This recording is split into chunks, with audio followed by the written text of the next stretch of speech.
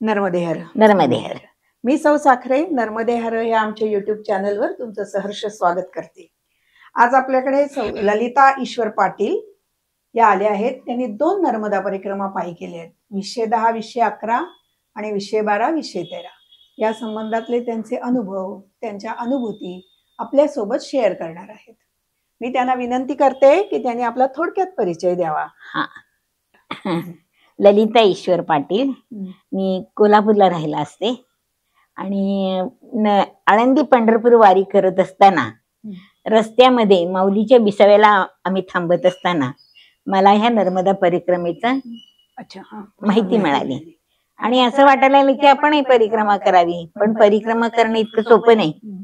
मी रोज माऊलीला म्हणायची, माऊली मलाही एवढी परिक्रमा घडवा, घडेल का मला परिक्रमा? कारण मी 5 मुलांची आई आहे, घरात शेतीवाडी आणि अशा ह्याच्यातनं मला घडेल असं जरा थोडं अवघड वाटत होतं. पण माऊलीला सांगायचं, माऊली मला परिक्रमा घडवा. बस माऊली म्हणजे आईच. आईकडे लढीवाळपणे आपण हट्ट करतो तसा मी माऊलीकडे हट्ट करत होते की माऊली मला ही परिक्रमा घडू दे. आणि त्याप्रमाणे मला एक दिवस माझ्या जाऊबाई बोलवायला आल्या. मी म्हंटल चला, माऊलीचाच मराळी आला आणि मला परिक्रमेला जायला यांच्याकडनं परवानगी मिळाली. त्यामुळे सहजासहजी मी परिक्रमेला गेले आणि माझी परिक्रमाही मैयाने छान प्रकारे करून घेतली. आम्ही पहिल्यांदा ओंकारेश्वरला गेलो. ओंकारेश्वरला अन्नपूर्णा आश्रम मध्ये राहिलो. अन्नपूर्णा आश्रम मध्ये राहिल्यानंतर तिथे जे महाराज होते, ओंकारानाथ गिरी महाराज, त्यांनी मला नर्मदा पुराण याचा सप्ताह करायला सांगितला. पण तो सप्ताह मी म्हटलं की माझ्या जाऊबाई बरोबर असले तर मी करेन. पण नाही म्हटले. मला तिथल्या लोकांनी समजून सांगितलं की आमचे महाराज बायकांबरोबर बोलत नाहीत आणि त्यांनी तुम्हाला सांगितले, तुम्हाला आदेश दिलाय तर तुम्ही हा सप्ताह करा आणि मगच पुढे जा. मी ते मानलं, परिक्रमेचा सप्ताह केला आणि सांगायचं म्हणजे पहिल्याच सुरुवातीला मला भारतातल्या जवळजवळ सगळ्या आश्रमांच्या संतांचं दर्शन झालं. कसं काय? ते तिथे आले होते कन्याभोजनाला तिथे आले होते. मी कुठे जाऊन सुद्धा मला एवढ्या लोकांचं दर्शन झालं नसतं. पण तिथे गेल्यानंतर त्या सगळे आश्रम, सगळे पूर्व पश्चिम उत्तर दक्षिण इथून सगळे महाराज आले, मठाधिपती आले, पीठाधिपती आले, सगळ्यांचं मी दर्शन घेतलं आणि भरपूर कन्या आल्या. अगदी मला समाधान वाटलं. महाराज तिथले म्हणाले, मैया देखो ये आपका भाग्य है. खरंच तेवढ्यासाठीच तुम्हाला त्यांनी बोलवलं ते. ये आपका भाग्य, आपने तो तगड़ी मेहनत की थी, आपने तगड़ी मेहनत करके नर्मदा पुराण पढ़ा, इसलिए ये सब कुछ हो रहा है. तुम क्या कर सकती हो? नहीं, ये तुम्हारी नहीं, ये मैया की मर्जी है और वो मैया की मर्जी तुम पर है, इसलिए हो गया है. खरंच आहे ते, अगदी खरं आहे. आणि मग तिथून मग आम्ही हे केलं. मला त्यांनी जाऊन दिलं नाही पहिल्यांदा. ते म्हटले तुम्ही हे वाचन करा, तुमची परिक्रमा अतिशय. तुमच्या जाऊबाई तुमच्या बरोबर थांबल्या? नाही थांबल्या, त्या पुढे गेल्या. त्यांची परिक्रमा पूर्ण झाली? मग नाही. मला ह्याने आशीर्वाद दिला. ते म्हणाले की तुमची परिक्रमा पूर्ण होईल, तुम्हाला जागोजागी आशीर्वाद मिळेल, तुम्हाला पाहिजे ती मदत मिळेल. आणि त्याप्रमाणे घडत गेलं. मी पुढच्या गावात जायच्या आधीच माझं नाव पुढे गेलेलं असायचं. मी बनवायला गेले, मी अजून उतरते तोपर्यंत तिथे जोशी गुरुजी म्हणून होते. त्यांनी विचारलं, मैया तुमचं नाव ललिता ईश्वर पाटील का? म्हटलं हो. तुम्हाला कसं माहिती? आम्हाला चाललंय म्हटलं. अरे वा. असं प्रत्येक ठिकाणी घडत गेलं आणि मला कुठे एकटेपणा वाटला नाही, कुठे भीती वाटली नाही. आणि आता कसं करू, मी कशी जाऊ पुढे असं मला वाटलं नाही. माझ्याकडनं सहज परिक्रमा होत गेली आणि चालत राहिलो. पहिली परिक्रमा केली मानधाताची. मानधाताच्या परिक्रमेमध्ये सुद्धा एका ठिकाणी बघितलं की एक इटालियन मुलगी आणि एक मुलगा, करोडपतींची मुलं होती ती, आणि तिथे सेवेला आली होती. तर त्यांना आम्ही आमच्याकडची गुळाची पोळी आणि लाडू दिले. त्यांनी आम्हाला गरम गरम पाणी आणून दिलं आणि तिथे सेवेला राहिले होते. मला खूप आश्चर्य वाटलं हम्म. की ते तिथे इतके करोडपती श्रीमंत मुलं हम्म. पण केअर काढत होते, बसून होते, सेवा करत होते, आमच्या आल्या गेल्यांची चौकशी करत होते, हम्म. आम्हाला पाणी देत होते, काय पाहिजे असेल ते देत होते. अच्छा. अशी ती मानधाताच्या परिक्रमेत मला आलेली अनुभव आहे. अनुभूती आहे. हम्म. आणि मग मानधाताची परिक्रमा झाली. हम्म. दुसऱ्या दिवशी आम्ही खाल्ली. मग त्या दिवशी काय आम्ही परिक्रमेचा नाही, बरोबर. संकल्प नाही केला. हो. आणि मग दुसऱ्या दिवशी संकल्प केला. हम्म. महाराज म्हणाले, चिंता मत करना, वो है तुम्हारे साथ, हा. जाओ, तुम्हारी परिक्रमा अच्छे से होगी. हा. आणि खरं खरं सांगू, अतिशय छानपैकी माझी परिक्रमा झाली. मला कुठे अडचण आली नाही, कुठे त्रास झाला नाही, काही सुद्धा झालं नाही. आता तुम्ही परिक्रमा करायचं ठरवलं, परिक्रमा तुमची झालीही, पण त्या अगोदर तुमची मानसिक आणि शारीरिक तयारी तुम्ही कशी केली? मानसिक तयारी माझी, मी आळंदी पंढरपूर वारी वारीतच झाली. आणि माझी शारीरिक क्षमता तेवढी नव्हती, कारण मला बीपीचा त्रास आणि धापेचा त्रास होता, गुडघे दुखत होते. पण मनाचा निश्चय, जायचंय मला वेळ, की मला मैयाकडे जायचंय, मैयाकडे जायचंय, मैयाला भेटायचंय, दुसरं काही नाही.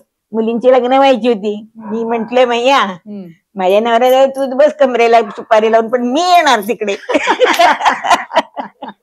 आणि हा माझा इतका दृढ भाव होता की तिने मला सहजासहजी अगदी हाताला धरून परिक्रमा करून घेतली म्हटलं तरी चालेल.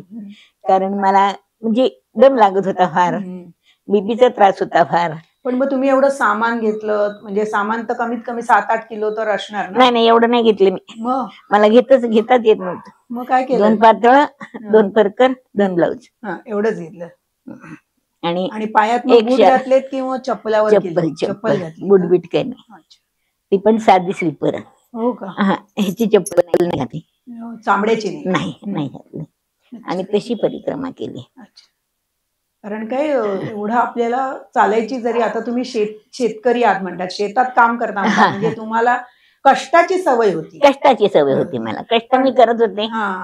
आणि घरात एवढी मुलं लहान, घरातले काम, ते काम करून मी रानात जात होते आणि रानातही करत होते मी. त्यामुळे माझ्या शरीराला कष्टाची सवय होती. सामान उचलण्याची आपल्याला सवय नसते पाठीवर. आणि खरं सांगायची म्हणजे मला स्टॅग घेऊनच सवय नव्हती. स्टॅग कशी घ्यायची, इथून फ्री जाण्याच्या. मग स्टॅग घ्यायला शिकले.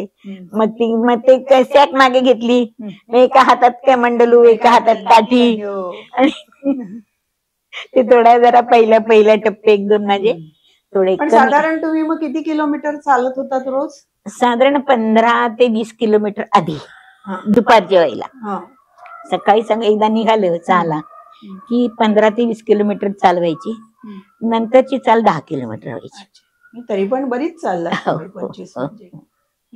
एवढी चाल झाली. मध्ये मध्ये जी वेळ जो लागला 6 महिन्याचा, तो मी पारायण केली. पारायण केल्यामुळे मला थोडा वेळ लागला. बरोबर. बाकी साधना झाली ना, पण आपल्याला काही ते मॅरेथॉन करायची नव्हती, साधना करायची तिच्या. आता मी दुसऱ्या वेळेला जे पारायण केलं, थोरले महाराज चरित्र, तर त्यावेळेला तिथे आता काय रंगावती स्वामी जिथे तप करत होते, जिथे बसून ध्यान करत होते, नारेश्वरचे, त्या जागेतच त्यांनी मला पारायण करायला सांगितलं. मी एकदा सकाळी बसले की 4 वाजायचे मला. 4 वाजता मला महाराजांना जो प्रसाद दाखवलेला ताट असायचं ते मला मिळायचं. त्यामुळे एक प्रकारची मला शक्ती मिळत गेली. जरी व्याधी होत्या तरी पण जागोजागी मला शक्ती मिळत गेली आणि त्यामुळे माझी परिक्रमा सुसह्य झाली. कारण 210ला मला वाटतं हे नसेल ना, धरणाचं वगैरे काम नसेल, त्यामुळे तो वेगळा रूट असेल. आत्ताचे जे आता वेगळा आहे, त्यावेळेला काम चालू होतं पण थोडं होतं, फार धरणं नव्हती. आता फारच प्रसार वाढलाय, फारच परिक्रमेचे हे वाढलेलं आहे. पण 2010 पेक्षा सुद्धा मी जेव्हा दुसऱ्यांदा गेले 2012ला, तर त्यावेळेला रस्ते चालू झालेले होते. ज्यावेळेला मी गेले त्यावेळेला एका ठिकाणी तर असं चालत जावं लागलं. म्हणजे धड मागे बघायचं नाही, तर पुढे बघायचं, असंच चालायचं अडवं. पण ते नव्हतं दुसऱ्या वेळेला गेल्यावर. तिथे रस्ता झालेला होता. तिथे दगडांनी सुद्धा चढून जायचं उतरायचं असा मार्ग केलेला होता. आणि बरेचसे मार्ग लखनगिरी बाबांनी केलेले होते ह्या इकडच्या शूलपाणीमध्ये. आणि तिकडच्या शूलपाणीमध्ये सुद्धा ते जात होते. लोकांना सोयी करून मिळाव्यात म्हणून. आणि असं होता होता मी पण तिथे रमून गेले. आणि तिथे गेल्यानंतर काय झालं, लखनगिरी बाबांच्या इथे गेल्यानंतर बाबा म्हणाले, बाबा मैया ये तुम्हारा मायका है, शांति से मैया का जप करो, ध्यान करो, यहाँ कन्याभोज करना है. कन्याभोज करायचा म्हणजे थोड्या मुली नाहीत, 600-125 मुली इकडे नाहीये, विंध्य पर्वतावरून उतरतायत, सातपुडावरनं उतरतायत. आणि रंगीबेरंगी कपड्यातल्या छोट्या छोट्या मुली. ते दृश्य इतकं अप्रतिम होतं की ते शब्दात सांगणं सुद्धा अवघड आहे. आणि अशी माझी तिथे कन्याभोज झालं. आणि प्रत्यक्ष मैया लक्ष्मी सरस्वती तिथे राबतायत असं जाणवत होतं. प्रत्यक्ष ती अनुभूती होत होती.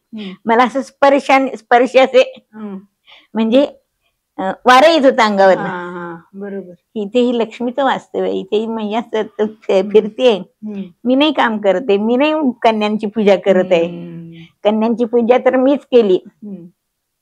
मीच त्यांच्या पायाला हळदीकुंकू लावायची, अक्षदा लावायची. पण एक वाऱ्याचा झोत असा यायचा अंगावर, मला वाटायचं हे काम नाही. हे मी साधी स्त्री हे करूच शकत नाही. 600 मुलींना एका वेळेला कुंकू लावायचं आणि हळदीला हे करायचं काय शक्य आहे का? नाही ना. आम्हाला 4-7-9 मुलींमध्ये आपण दबून जातो. पण 600 मुलींमध्ये. आणि मग शेवटी बाबा म्हणाले, मैया कितना करोगी, ठेरो मैं भी आपको मदत करता हूँ. आणि मग लखनगिरी बाबांनी पण मला मदत केली. आणि ती कन्याभोज तिथे खूप छान झालं. खूपच म्हणजे अवर्णनीय झालं. आणि असं होणे नाही, असं होणे नाही. आणि पुढच्या वर्षी मी गेले 12 साली बाबा गेलेले होते. त्यांना व्यसन होतं वगैरे असं म्हणतात, पण मला त्याच्याशी काही हे नाही. त्यांची साधना खूप मोठी होती. ते जे ध्यान करत होते, त्यांचं ध्यान करण्याची जी पद्धत होती ती फार वेगळी होती. हो का? त्याबद्दल काही सांगू शकाल का तुम्ही? त्यांचं असं होतं की अर्धा भाग हा स्त्रीचा आणि अर्धा भाग हा पुरुषाचा. अर्धे केस त्यांचे पांढरे होते, अर्धे केस त्यांचे काळे होते. उंच पुरे असे ते होते बाबा. आणि मला ते म्हणाले, मैया तुम्हारा मायका है, शांती से रहो, शांती से ध्यान करो, शांती से पूजा करो. आणि ते रोज संध्याकाळी मैया म्हणजे मैयामध्ये प्रसाद द्यायला सोडायला द्यायचे. तर त्याला मगरी त्यांच्या पायाजवळ यायच्या. इतकी त्यांची साधना तीव्र होती. का तिकडे भांग पितात सगळे लोक, तो विचारात घ्यायचा नाही, तो गौण आहे. पण त्यांची साधना इतकी तीव्र होती. आणि आपण असं बसतो ना, तसं ते बसत नसे. पालथे मांडी घालून, वज्रासन घालून वगैरे असं ते वेगळ्याच पद्धतीने साधना करत होते. आणि मला त्यांनी काय सांगितलं, आपको ये करना है ना, कन्याभोज करना है, चलो पूरा आश्रम को पोता लगाओ. मी संपूर्ण आश्रम सारवून घेतला. पांढऱ्या मातीने भिंती सारवल्या, खालची जमीन सारवली. म्हणजे खूप मोठा आश्रम तो, तेवढा माझ्याकडनं सारवून घेतला. आणि मग म्हटले चलो अन्नपूर्णा में भोजन करो. आणि मी बरेचसे टिक्कड केले. म्हणजे एवढ्या कणकेचे मी टिक्कड केले तिथे. म्हणजे ही सेवा त्यांनी करून घेतल्यानंतर कन्याभोज केला. कारण माझ्याकडे पैसे नव्हते. नाही ना, बरोबर. परिक्रमेला जाताना पैसे नेलेले नव्हते. हा खर्च करायचा तर माझी शक्यता नव्हती, माझी ऐपतही नव्हती. ऐपत नव्हती म्हणण्यापेक्षा पैसे नेलेले नव्हते. आणि पण ही एवढी सेवा त्यांनी घेतली माझ्याकडनं. संपूर्ण आश्रम झाडून काढला, आश्रम सारवून घेतला, चूल वगैरे सारवून घेतली. आणि मग 1-2 दिवस एवढ्या लाटायला लावल्या. आणि हाँ चलो कल कन्या भोज करेंगे. अच्छा, तुमची परीक्षाच घेतली परीक्षा थोडक्यात. घेतली. करू शकते की नाही. आणि हे काही मी पूर्वी नव्हतं केलेलं. बरोबर मी आहे. सारवत होते, आमच्या घरात सारवायचं होतं, हम्म. उभा पोतेरा द्यायचं होतं. पण हे एवढा मोठा आश्रम, हो. खूप मोठा आश्रम होता तो संपूर्ण त्याने सारवून घेतला माझ्याकडे. अशी तगडी मेहनत घेतली करून मी पण केली. मैया अब हम कन्या भोज करेंगे, चिंता मत करना. आणि तिथे जे लोक होते ते म्हणाले आम्ही वर्षानुवर्ष बाबांची सेवा करतोय, पण बाबांच्यावर जेवायचा आम्हाला सहयोग नाही आला, पण तुमच्यामुळे आला. म्हटले माझं काही नाही, मैयातच आहे ते सगळं. मी काय करते, मी काहीच नाही केलेलं. मी फक्त त्यांनी सांगितलं मी सेवा केली. एवढा मोठा आश्रम सारवायचा, सारवला. चूल सारवायची, एवढी मोठी चूल अशी, एवढी मोठी कणिक, जवळजवळ 10-12 किलोची कणिक असेल, तेवढे टिक्कड केले. म्हणजे टिक्कड म्हणजे कसं, जाडपोळ्या त्या केल्या, खाल्ल्या, सगळ्यांना वाटले, सगळ्यांना वाढलं. आणि मग मात्र म्हणाली भैया मैया बस अब हम करेंगे. आणि त्यांनी कन्याभोज केलं तिथे. पुढे मग नाही शूलपाणीतनं संपूर्ण जाता जाता काय झालं, पहिल्या वेळेला मला तेच विचारणार होते. शूलपाणीतला अनुभव भयंकर वेगळा आहे. असं आहे की मला ती शूलपाणी झाडी बघितल्यावर मला रडू झालं पहिल्यांदा. घळघळ रडू यायला लागलं. रात्रभर मी जागीच की मी एवढी पहाडी चढणार कशी, चालणार कशी, मला तर दम लागतोय, मला तर बीपीचा त्रास आहे. मैया आता तूच काय ते बघ बाई, तूच काय ते कर. मला तर यायचंय, तुझी परिक्रमा तर करायची, पण माझी शारीरिक क्षमता तर नाही. असं म्हणत म्हणत म्हणत सकाळी सगळे उठले, मी पण उठले, आंघोळी केल्या, चालायला सुरुवात केली. 1000 माणूस होत. हो का? अच्छा. चालायला. आणि 1-2 साधू, संन्यासी आणि एक मुलगा बालकराम म्हणून, हे पहिल्या माणसापासून ते माझ्यापर्यंत, म्हणजे माझ्याही मागे बरीच होती, पण माझ्यापर्यंत आले. अरे ये मैया नहीं, इसके बारे में हमको बोला नहीं है माने, असं म्हणत म्हणत म्हणत माझ्यापर्यंत आले. हाँ यही मैया है, यही मैया है. इनके बारे में मैया ने बताया है कि इन्हें पहाड़ी चढ़ के उतरवाना है, खरोश तक आधी नहीं चाहिए. आणि मग त्यांनी काय करावं, दंड, मी असे 2 दंड धरायचे हातात, त्यांचा दंड माझा दंड, आणि पुढनं त्यांनी दंड धरायचा. आणि त्यांनी उलटे चालत गेले खाली पण आणि वरती चढताना पण. म्हणजे तुमच्याकडे तोंड केलं आणि ह्याच्याकडे पाठ केली, तुम्हाला असं चढवलं. आणि खरं अतिशय अवघड आहे ते, पण ते त्यांनी केलं आणि माझ्या हातनं करून घेतलं. हो खरंच आहे. हा विलक्षण अनुभव. आणि जाता जाता साधू काय म्हणायचे, कौवा बोले नर्मदे हर, मैया बोले नर्मदे हर, पंछी बोले नर्मदे हर, कमंड बोले नर्मदे हर, दंडा बोले नर्मदे हर, असं म्हणत म्हणतच जायचं. म्हणजे प्रत्येक व्यक्ती, झाड, पक्षी, पाणी, दगड, धोंडे, रस्ते, सगळे जण म्हणतात नर्मदे हर, नर्मदे हर, नर्मदे हर. आणि असं म्हणत म्हणत म्हणत तो रस्ता कटून जायचा. कसं चाललो आणि किती चाललो, हे आपले किलोमीटर आपण इथेच मोजत बसतो, तिथे किलोमीटरला काही सुद्धा अर्थ नाही. आणि आपण पुस्तकात असतो, तिथे लिहिलेलं आहे हा अमुक अमुक गाव, अमुक अमुक किलोमीटर, अमुक अमुक गाव, अमुक अमुक किलोमीटर. तसं काही नसते. किती चालतो, किती हे होते, स्वतःलाही कळत नाही, ते रस्त्यालाही कळत नाही. असं ते चालणं होतंय. मैया ते करून घेते. आणि आपली दृढ श्रद्धा असेल ना, तर कसलाही आणि कोणताही त्रास होत नाही. मला तरी झालेला नाही. समर्पण भावना तुमची, समर्पण म्हणून तुम्हाला तो त्रास झाला नाही. प्रत्येक ठिकाणी तुम्हाला, हो हो, प्रत्येक ठिकाणी तिची विचारणा झाली. अमरकंटकला गेलो. अमरकंटकला जनकबा म्हणून होत्या, आता त्याने शांत झाल्या, गरुडेश्वरच्या होत्या त्या. असं म्हणतात की महाकालीची त्यांची साधना होती आणि महाकाली त्यांच्यावर बोलत असे. तर त्या जनकबानी मला हाताशी धरलं, मैया इधर बैठ गया. मी पाणी घातलं की तुम्ही पाणी घालायचं, झोपायचं नाही, डोळे मिटायचे नाही. बरं म्हटलं. आणि मी आणि माझ्या बरोबर एक माई म्हणून होत्या, सजाका पाटील म्हणून. तर आम्ही दोघींनी काय करायचं, रात्रभर त्यांचं पाणी घालून दिलं की आम्ही पाणी घालायचं महादेवाला. आणि त्यांनी असं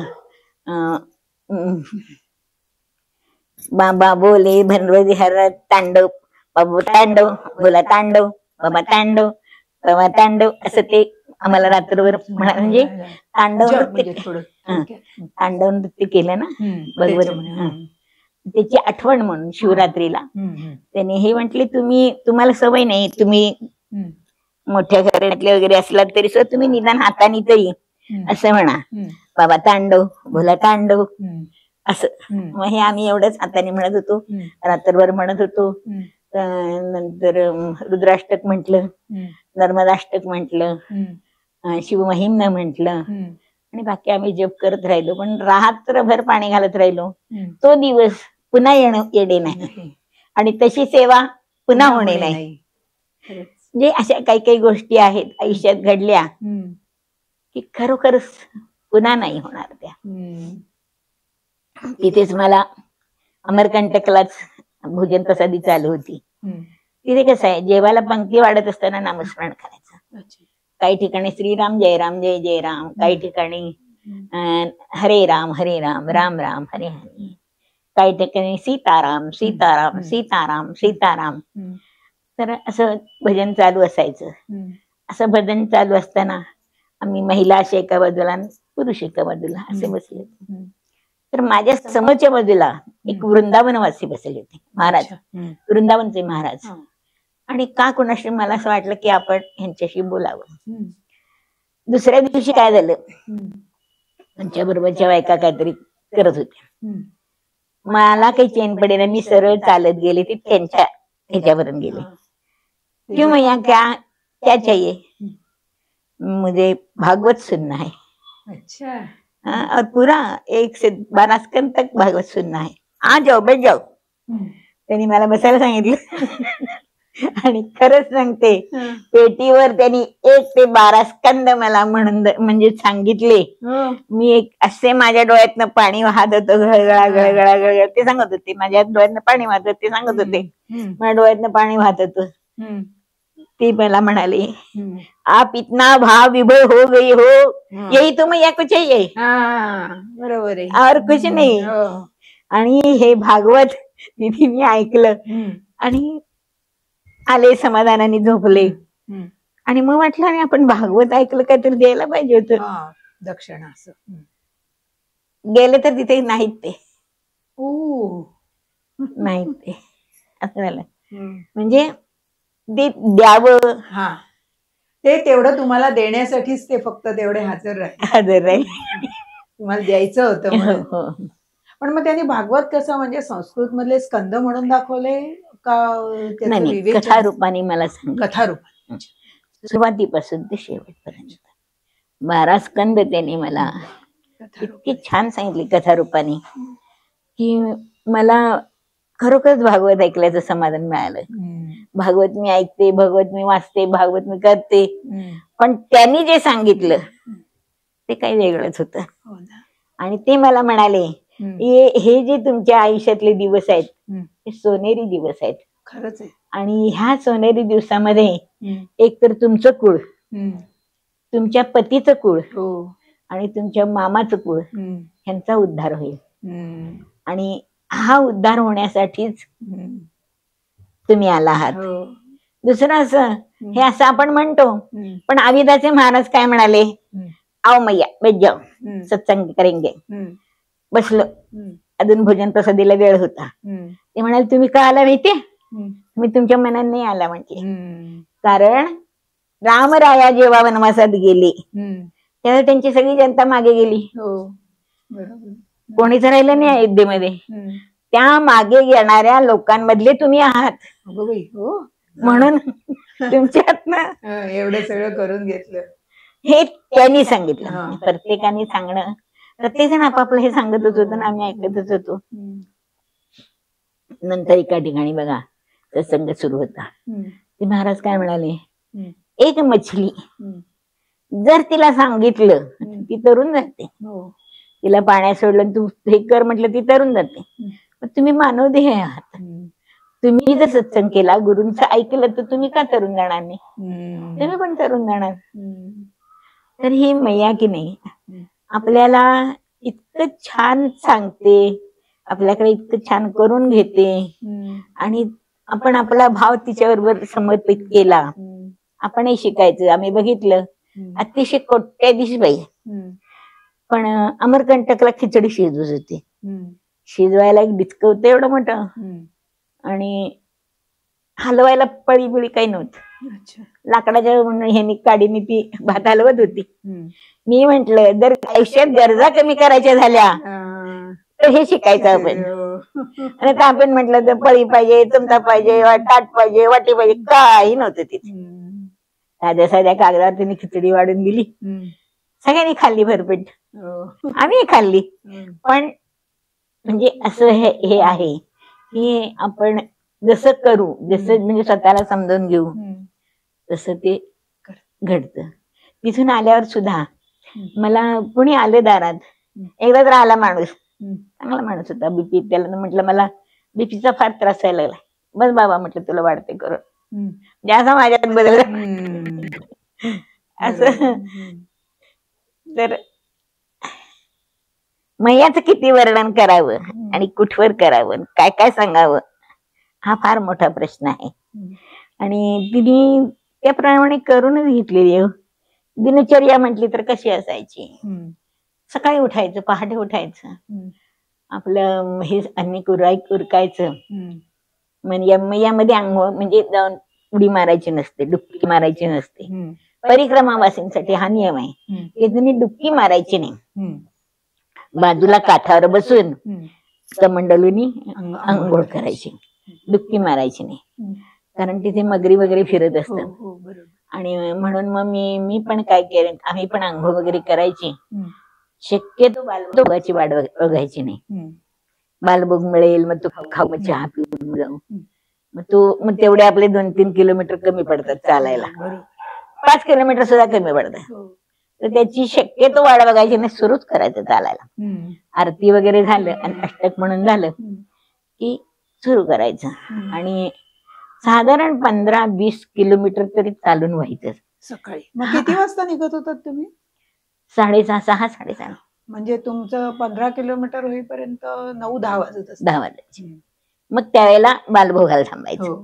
आणि तो बालभोग झाला की मग थोडा विश्रांती घ्यायची. मग 5 किलोमीटर व्हायचं. मग जेवणाला थांबायचं. मग जेवण झालं, भजन प्रसादी वगैरे झाली की थोडा वेळ बसायचं, तिथे बसल्या जागेत विश्रांती घ्यायची. आणि नंतर पुन्हा 5-6 किलोमीटर, 10 किलोमीटर कसं होईल तसं, ज्या त्या दिवसाच्या ह्याच्यावर. त्यावेळेला आश्रमाची व्यवस्था म्हणजे किती असेल? कारण काही आता खूप आश्रमाची संख्या वाढली, तेव्हा तेवढी उपलब्धता नसावी. नव्हती. तेव्हा एवढी उपलब्धता नव्हती. आणि सगळंच काही मिळत होतं असं नाही. पण माझं कसं झालं, मी एकटीच असल्यामुळे मला कुठे स्वयंपाक करावा लागला नाही, सदावर तर कुठे घ्यावं लागलं नाही. अहो मी या म्हणून घरात सुद्धा मला बोलवायची, मी घरात जाऊन सुद्धा जेवायची. आणि कारण कुठे एकटीसाठी कुठे करणार, मला कुठेही करावं लागलं नाही, सदावर तर घ्यावंच लागलं नाही. आणि भोजन प्रसादी मला मिळत गेली. आणि ताजं गरम गरम जेवण मिळायचं. भाकरी असायची, तिखट असायचं, तूप, तिथे तुपाला कमतरता नाही, भरपूर तूप, तेल वापरतच नाही, फोडणी देतच नाहीत. छोक देणार नाही पहिला नियम. हो का? की छोक देणार नाही. म्हणजे तिथे काय झालेलं आहे की अश्वत्थामाची जखम भरते ना, तर त्या जखमेला तेल लावूनच थंडाई येते. म्हणून त्या भागामध्ये तेल खात नाहीत.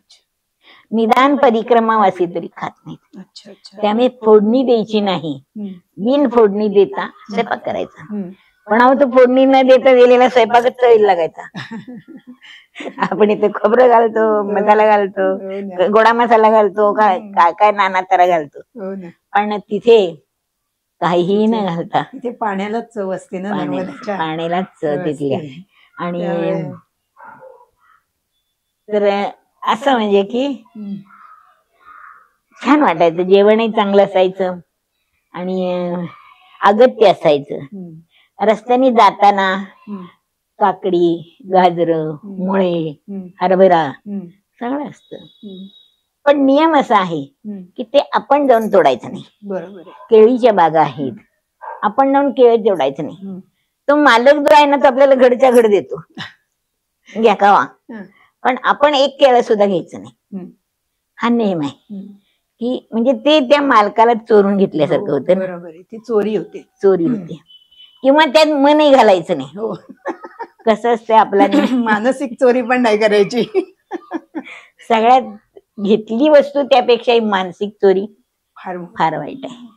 तर त्यामुळे जर त्यांनी आपल्याला दिलं तर जरूर घ्यायचं, नाही दिलं तर तसंच जायचं, खायचं नाही तिथलं काढून घेऊन.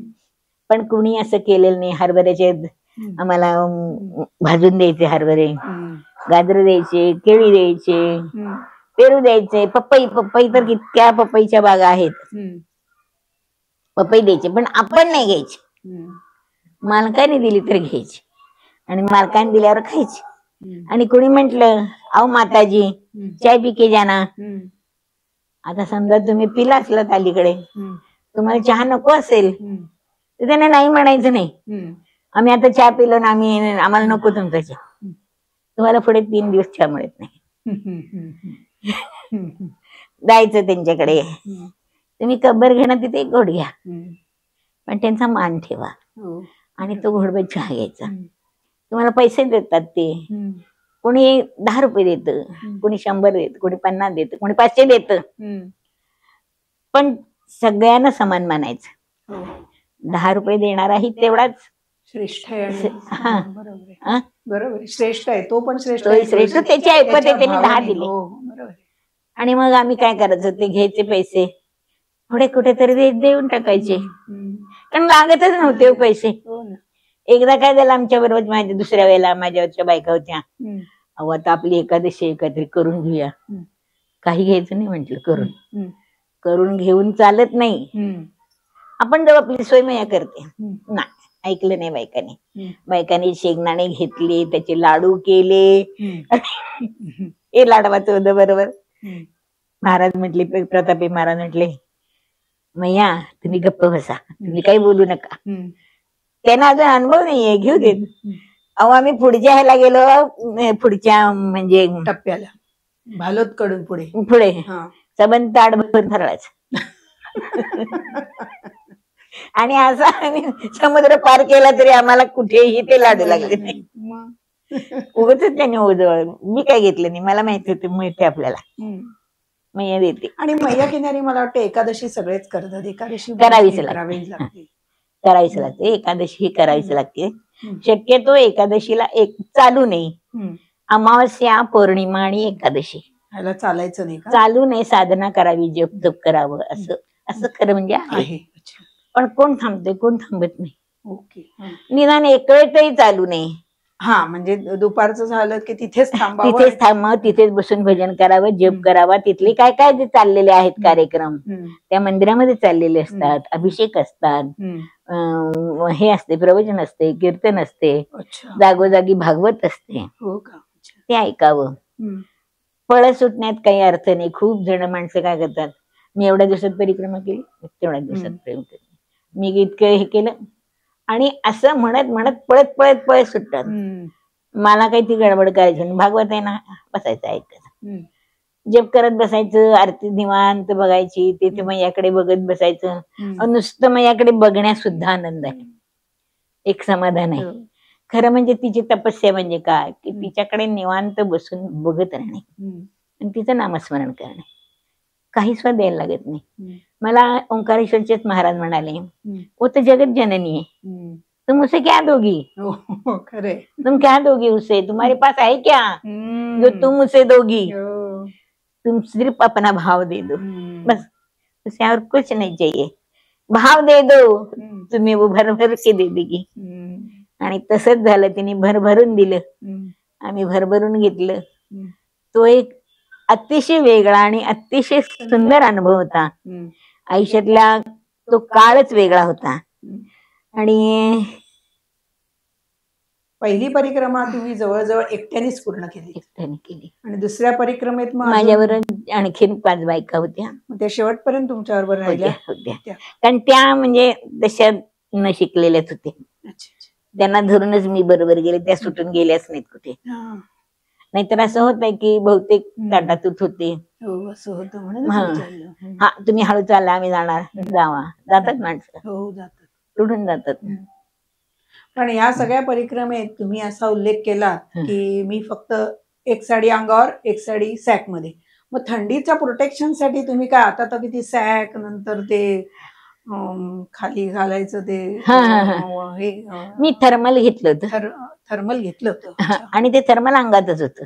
ओके थर्मल ते मी बॅगेत नाही घेतलं, त्यामुळे ओझं नव्हतं, ते अंगातच होतं. कुठेतरी थांबलं होतं ते धुवून टाकायचं, नाही तर ते तसंच घालायचं.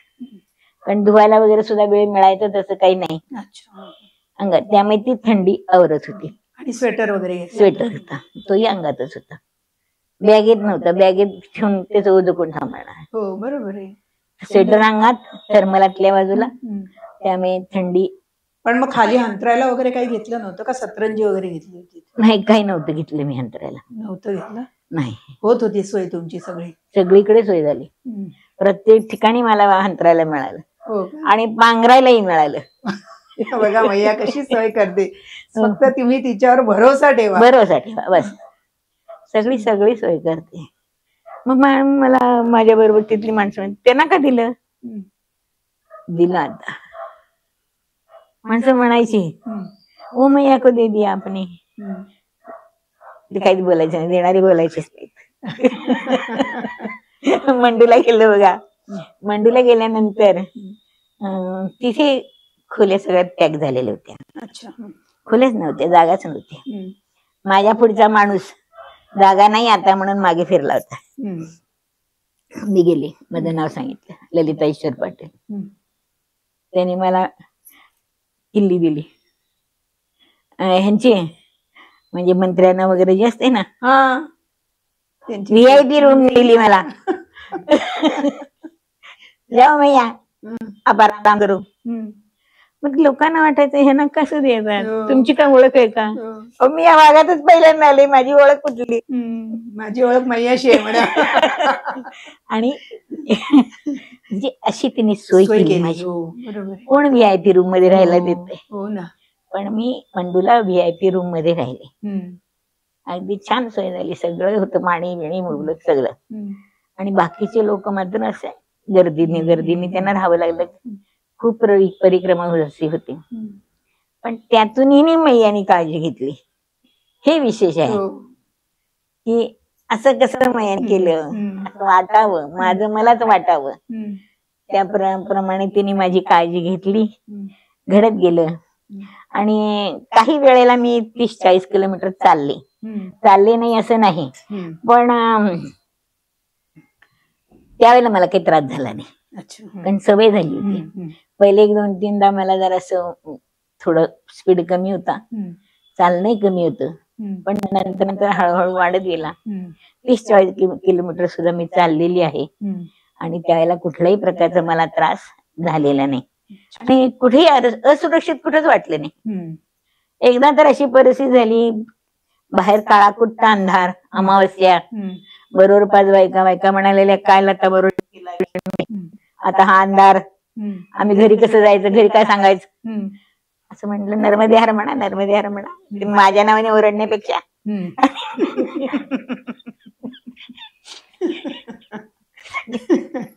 एक माणूस आला मोटरसायकल घेऊन, तुमच्या पहिला म्हटलं बॅटरी बंद करा.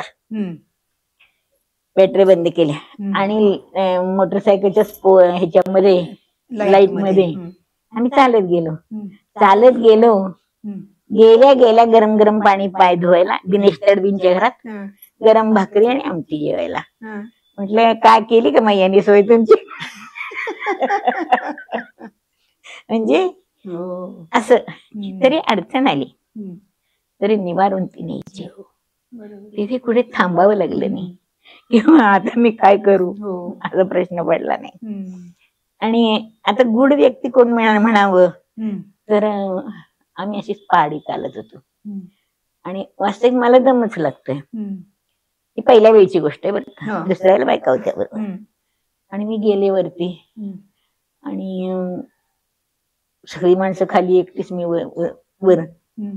मला तर दम लागलेला, बसलेली मी आता उतरून कशी जायची, हम्म. जाऊ शकत नव्हते. हम्म. आणि कन्या आली, हम्म. साधारण 10-12 वर्षाची असेल, हम्म. हातात मोठा मग हम्म. पाण्याचा. हम्म. मी पाणी पिऊ घे. हम्म. पाणी पिले. हम्म. ते नुसतं त्याचा स्पर्श झाला मला हम्म. हाताचा. हम्म. पाणी पिले ते मला अमृतासारखं वाटलं. हा. आणि ते पाणी पिलं जर खाली आले. एक हो. असं म्हणजे असे आश्चर्यकारकरित्या की नाही. अजून परिक्रमा करताना म्हणजे भालोद बिलोद हा सगळा तुम्ही उल्लेख केला. अजून कोणी त्या साधू तुम्हाला श्रीराम महाराज पण भेटले असते. हो. त्यांच्याबद्दल सांगा ना थोडं. श्रीराम महाराज तर मला भेटलेच. आणि त्यांनी मला एकटी परिक्रमा करते म्हणून माझी सगळी चौकशी केली. आणि मला म्हणाले की तुम्हाला कुठेही अडचण आली तर तुम्ही माझं नाव सांगायचं आणि मला फोन करायचा म्हटले. तुमची पण मला अडचणच आली नाही. आणि माझी फार छान त्यांनी काळजी घेतली. आणि मी ते काशी मार्तंड पुस्तक लिहिलेलं आहे, मराठीत अनुवादित केलेलं आहे. त्याला आशीर्वाद श्रीराम महाराजांनी दिला. हो का? अच्छा. त्यांचे अनुग्रहित संतोष पेंडसे म्हणून आहेत, तर त्यांच्याकडे ते आले होते. अच्छा. मग त्यांच्या घरी मी गेले होते, महाराज आले म्हणून. महाराजांना ते माझ्या वह्या दिल्या लिखित स्वरूपातल्या. महाराजांनी त्या घेतल्या आणि स्वतः वाचलं आणि त्यांना सांगितलं हे ईश्वरी कार्य आहे, ह्याच्यातनं फायदा बघायचा नाही. आणि तसंच तुम्ही त्यांना छापून द्यायचं. आणि तसंच त्यांनी केलं. श्रीराम महाराजांच्यावर माझी फार श्रद्धा होती, आजही आहे. आणि नंतर गेल्यानंतर सुद्धा मला असा अनुभव आला की मी खुर्चीवर बसले आहे आणि ते एक आईच्या ममतेने बघतायत. म्हणजे ते आज गेले तसं सुद्धा वाटत नाही. असा मला श्रीराम महाराजांचा अनुभव आहे प्रत्यक्ष. आणि गेल्यानंतर ते काय बोलतच होते, काळजी घेत होते, असं करा तसं करा वगैरे सांगत होते. आम्ही बोलतच होतो समोरासमोर, महाराज मी आणि ते पेंचे आमचा ग्रुप, कोल्हापूरचा ग्रुप. आम्ही त्यांच्यावर बोलू. ज्या ज्या वेळेला ते कोल्हापूरला यायचे त्या वेळेला मी त्यांच्या दर्शनाला जात असते. अच्छा. तुम्ही काय अनुग्रहित वगैरे पण आहात का? कोणाचा अनुग्रह वगैरे काही घेतलाय का? अनुग्रह म्हणजे मी फक्त ह्यांचाच घेतला, त्यांच्याकडनं माळ घातली मी. हे विठ्ठल वास्कर महाराज, विठ्ठल तात्यासाहेब वास्कर महाराजांकडनं माळ घातली. श्रीराम महाराजांनी मला श्रीराम जयराम जय जयराम मंत्र सांगितलं, तो करायचा म्हटले. तोपर्यंत माझा खूप जप झाले. म्हणजे जवळजवळ की नाही मला असं वाटतं की माझा त्याच वेळेला जप होऊन गेला होता पूर्ण. महाराजांनी जप दिला सांगितला तेव्हा. पण मी आजही माझा तो जप सुरू आहे, अखंड जप सुरू आहे. आणि अखंड वाचन, हरिपाठ, ज्ञानेश्वरी वाचन हे अखंड झालंय. त्यात काही बदल नाही. त्याशिवाय मला करमत असं नाही. म्हणजे मला दिवस आज गेला असं वाटत नाही चांगला. त्यामुळे ते वाचन माझं आहेच. आणि असं कुठे वाटलं नाही की आता परिक्रमा आपण थांबवावी. हा, तो एक प्रश्न नाही. असा कुठे प्रसंग आला म्हणजे पहिल्या किंवा दुसऱ्या दोन्ही यामध्ये असं काही वाटलं का? नाही की आणि किंवा असा एखादा प्रसंग आला की तुम्हाला प्रकर्षाने तिची आठवण आली, मैया आता याच्यातून मला सोडव किंवा मला मार्ग दाखव, अशी तळमळीने तुम्ही कधी हाक मारली, असा काही प्रसंग तुमच्यावर आला? असा एक आला होता प्रसंग. नदी एक वाहत होती दुथडी, तर तिचं नाव बुराड नदी होते, नक्की नाही नाव मला माहिती. आणि मी तिथले तिथेच फिरत होते, पण मला रस्ता सापडत नव्हता. एकटी होते त्यावेळेला पहिल्या वेळेला. तेच पहिल्या वेळेला जास्त तुम्हाला कठोर परिश्रम पडले. आणि तिथले तिथेच फिरत होते. आणि मग आता मी पुढे जायची कशी, मला रस्ता कोण सांगणार? नर्मदे हर नर्मदे हर नर्मदे हर 3 वेळा पुकारा केला. आणि एक माणूस आला आणि त्यांनी सांगितलं असंच जाऊ मैया, ही हाच रस्ता आहे, तुम्ही तिथेच उभा आहात. म्हणजे तिथेच उभा असून मला कळलं नाही की आपण कसं जायचं. बरोबर आहे. आणि मग तिथून खाली गेले. मग आता ती नदी पार करायची. तिथे एक साधू होते. आओ मैया आपके लिए खड़ा किया है हमको, मैयाने. म्हणजे तिला हाक मारावी तर ती उभी आहेच. बरोबर. आणि काय व्हायचं की जागोजागी मुलं, छोटी मुलं, मुली आपल्याला हात देताना असं हात धुवून द्यायचे बघा. हो का? तसं हात नव्हते देत.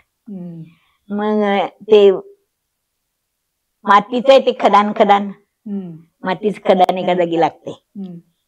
तर तिथे तसं अवघड होतं, कारण पाय सरकायचा मातीच्या खदानात जायला. त्याबरोबर एक मुलगा आला, 15-16 वर्षाचा.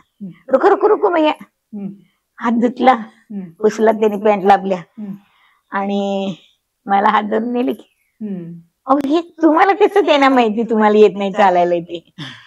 म्हटलं स्फूर्ती मी सांगायला नाही गेलेली, म्हटलं तुमच्या बरोबरच आहे, मला माहितीये मी कुठे गेलेली नाही, कोणाशी बोललेली नाही.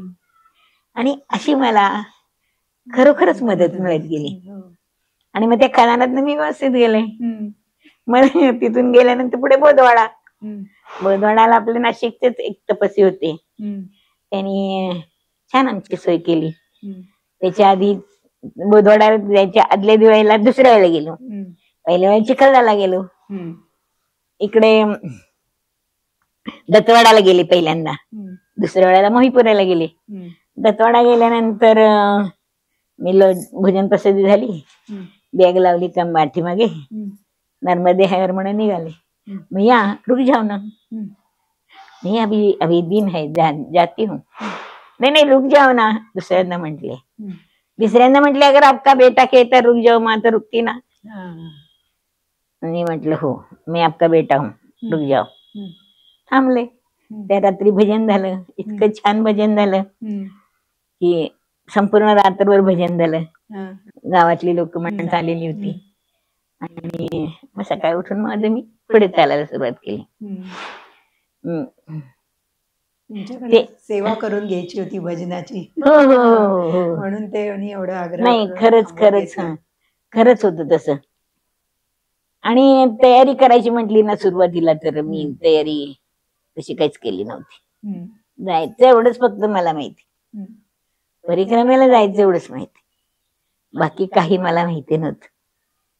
तयारी म्हणजे चालण्याची वगैरे काय, तुम्ही पंढरीची वारी करतच होतात की, म्हणजे तुमचा चालण्याचा सराव होता, अनुभव होता की वारीत फक्त ती जरा थोडी कुठे थांबायचं आणि तिथे वारीत कसं आहे की तुम्ही 28, 30, 35 पर्यंत फक्त पुणे आणि सासवड दोनच टप्पे मोठे, आणि बाकीचे टप्पे हे कसे 25, 35, 30, 28, काही नंतर नंतरच एक 28चा आहे. पण असं असतंय की संध्याकाळी आपण दमल्यावर ठराविक आपल्या तंबूत जाणार, तिथे आपली झोपायची जेवणाची सोय केलेली आहे, हे निश्चित असायचं. तसे ह्याला नाही, तुम्ही दमलात आणि नंतर कुठे जाणार, आश्रम मिळेपर्यंत तुम्हाला चालायलाच पाहिजे असं होतं. पण मैया सोय करत होती. आम्ही फार अंधारापर्यंत चाललोच नाही. दिवस आहे आता पुढे आपण एवढं चालू शकणार नाही असं म्हणायचं, त्या आश्रमात थांबायचं, तिथेच विश्रांती घ्यायची, आणि तिथे आपलं मग लवकर आरती वगैरे करून भोजन प्रसादीपर्यंत थांबायचं. आणि काही वेळेला वाटलं तर मदत करायला जायचं. भारती माता म्हणजे ह्याच्या गोरागावच्या भारती माता म्हणायची, अहो भैया जरा मदत करो. बाकी कुठे कोणी बोलवलं नाही, त्याच बोलवायचे सगळ्यांना मदत करायला. आणि जात होते मी पण जात होते, सगळीकडे काही जाणं झालं नाही, पण दमायलाच होत होत, दम लागत होता, दम लागत होता. भोजन प्रसादी घ्यायचे, काही माळा जप करायचा आणि तो पण टाकायचा. पण एकच की ज्यांना कुणाला जायचं असेल त्यांनी आधी नर्मदाष्टकच पाठ करावा रोज, सकाळ दुपार संध्याकाळ. तिची प्रार्थना करावी की मैया मला परिक्रमा करायची आहे, तू करून घे, तू करून घेतलीस तर ती होणारी आहे, नाहीतर नाही. पण ही ज्याला तुमची तीव्रता असते, ती बोलवते ती या म्हणते, पण तुमची पण तयारी पाहिजे ना. दोन्ही बाजूनी, जसं नाण्याला दोन बाजू असतात तसे दोन्ही बाजूनी हे पाहिजे. ह्या आपल्याला सुद्धा वाटलं पाहिजे की मला जायचं आहे, मला परिक्रमा करायची आहे, काय असेल तसं. त्यावेळेला बघा मला 1-2 ठिकाणी ना नुसते चण्या फुटण्यावर राहायला लागलं. एका ठिकाणी तर नुसते हरभऱ्याची उसळच मिळाली, म्हणजे एवढ्या सोयी नव्हत्या. बरोबर. हरभऱ्याच्या उसळीवर एकदा राहिले, एकदा दोनदा बिस्किट पुड्यावर राहिले, एकदा पेरूवर राहिले. पण म्हणजे असं काहीतरी खायला मिळत होतं. अगदी उपाशी राहायला लागले नाही. एकदा केळीच दिली डझनभर आणून. म्हणजे असं त्यावेळेला होतं की तुम्हाला दरवेळेला मिळेलच खायला असं नाही. पण आश्रमापर्यंत नाही जर गेलात तुम्ही तर तुम्हाला मध्ये आधी असंच खाऊन थांबावं लागत होतं. पण असं आहे की भर 12च्या वेळेला आश्रम पुढे आहे, तुमचं विसावा मागे राहिलाय आणि आता तुम्हाला भूक लागली तर तुम्ही ताटली घ्यायची तुमच्या हातातली, नर्मदे हर म्हणून कोणाच्याही दारात उभं राहायचं. ते तुम्हाला भिक्षा वाढतात. त्यांच्या घरात शिल्लक नसेल तर ताजी भाकरी करून वाढतात, त्याच्यात भाजी नसेल तर लोणचं चटणी देतात, पण रिकामं नाही पाठवत. एका ठिकाणी तर आम्हाला त्यांनी आत बोलवलं आणि सगळा आपला हॉलच आमच्या ताब्यात दिला. हे आपलं धाडस नाहीये. आपण म्हणणार आमचं वस्तू आहे, आता टीव्ही आहे, माझा अमुक आहे. त्या माणसाने आम्हाला यार राहू आम्हाला दिलं, त्यांचं संपूर्ण हॉल आम्हाला राहायला दिला. ही जी एक पद्धत आहे ती आपल्याकडे जवळजवळ नाहीच आहे. देण्याची प्रवृत्ती त्यांची नाही. खूपच आहे. आणि खूप त्या लोकांचं असं आहे बघा की एखादे स्वतः खाणार नाहीत पण तुम्हाला दिल्याशिवाय राहणार नाहीत. तुमची भूक ते जाणतात आणि हाच परमेश्वर आहे. आणि आजही आपण ते शिकलं पाहिजे की समोरची भूक ह्यातच परमेश्वर आहे. ती भूक आपण जाणायची आहे, भले कोणी असो. ह्याचा प्रश्न नाही, पण तो माणूस आहे आणि माणूस आहे, त्याला भूक लागलेली आहे. तिच्या भुकेला मला काहीतरी देता आलं पाहिजे आणि मी ते दिले पाहिजे. बरोबर आहे. हे त्याच्यातनं मी शिकले किंवा मी ते आजही अंमलात आणते. ते काही चुकत नाही माझ्या हातनं. आणि साधू संत म्हटलात तर खूपच भेटले रस्त्यात, प्रत्येक ठिकाणी भेटले, प्रत्येक ठिकाणी अनुभव येत गेला. ह्याच्या दिंडोरीला तर त्या मीरा माता आहेत, तर त्यांनी मला लेकीसारखं सहाय्य केलं. आव मैया गरम पाणी पाय धुवायला, लगेच भोजन, चुलीपाशी शेकत बसा. असं म्हणजे कुठेही कुणीही केव्हाही कमी पडलं नाही देताना. आणि मी घेतानाही कमी पडले नाही, मी घेत होते त्यांच्याकडनं सेवा करून. आणि असा आनंद येत होता. आणि हा फलित हेच, परिक्रमेचे फलित हेच, परिक्रमेचे फलित हेच की आपण अंतर्बाह्य बदलून जातो, बदलूनच जातो. काही काही तर अगदी पूर्णतः स्वतःला बदलून घेतलेले आहे. मी पण बदलून घेतले. म्हणजे काय, मी शक्यतो साधनेतच राहते, जप करणं, वाचन करणं, कोणाची काय अडचण असेल तर ती निवारण करणं. मी तरी कित्येक जणी मुलींना नवऱ्यावर भांडून निघाल्या, इथेच थांबा, माझ्याकडेच थांबा, त्यांना ते सांगायचं, समजावून पाठवायचं, तोपर्यंत आपल्या नवऱ्याकडे घरी जायचे. खेडेगाव आहे, त्यामुळे आपल्यासारखा सुशिक्षित भाग नाही तिथे. सुशिक्षित महिला बोलून दाखवत नाहीत, त्या महिला बोलून दाखवतात. पण त्यांना समजायचं, त्यांना सांगायचं, बाई जा तुम्ही, आपलं घरीच आपलंच असतंय, दुसरीकडे कुठे जायचं नाही, विचार करायचा नाही आणि भांडायचं नाही. थोडक्यात समाज प्रबोधन होतंय तुमच्या. होते. आणि आधी पण होत होतं. आधी मी देवळात जाऊन वाचन करत असे. आता मी अलीकडे करत नाही, कारण मला खोकला येतो म्हणून मी वाचन बंद केले. आणि त्यावेळेला मी सगळ्यांना सांगत होते, प्रवचन टाईप, म्हणजे प्रवचन टाईप सांगत असे, समजावून देत होते. आणि तेच मला पुढे जागोजाग करायला मिळालं. परिक्रमेस सुद्धा ह्याला गेले, कुठे ग्वारी घाटला, गेले. अजून मी आत जायचे, रस्त्यातच म्हणजे आत आहे तुमरा ओलांडला, एक साधू बाबा आले, ग्लास एवढा मोठा चहाचा. मैं चाय पियो, वो अंदर तो आने दो, चाय पियो जल्दी चाय पियो. चहा पिलं, रामचरित मानस चल रहा है, आणि मी वाचायला बसले. रामचरित मानस त्यांना लोकांना इतकं आवडलं मी वाचत असलेलं की त्यांनी मला तिथनं उठूनच दिलं नाही. अच्छा हा. आता म्हटले उद्या तुम्ही गॅरेज सोडल्याशिवाय जायचं नाही. सकाळी चहा पिल्याने बसले वाचायला. 12 वाजेपर्यंत मला सोडायला कोण आलं नाही. 12 वाजता भोजन प्रसादीसाठी बोलवलं. भोजन प्रसादी घेतली. आता तर जाऊ का? मी या रूम जाऊ ना, आपच्ची पडते हो. नाही तुम्ही वाचलं होतं का ते आधी काय? रामचरितमानस? हो माझ्याकडे आहे, मी वाचते. अच्छा, म्हणून तुम्ही सुंदर आणि आवाज पण छान आहे आणि तुम्हाला बोलायचं कसं बसल्यामुळे ते छान वाचलं गेलं त्यांच्याकडे. छान वाचलं. कारण ती हिंदी जरी असलं तरी ते थोडस अवधी भाषेत आहे. आणि असं स्पीकरवर वाचायचं होतं. हो, परत नुसतं नाही, स्पीकरवर वाचायचं होतं. आणि त्यांनी मला वाचायला लावलं. वाचलं मी, त्यांना खूप आवडलं. म्हणजे अशी जागोजाग माझ्या ह्यातून त्यांनी सेवा करून घेतली.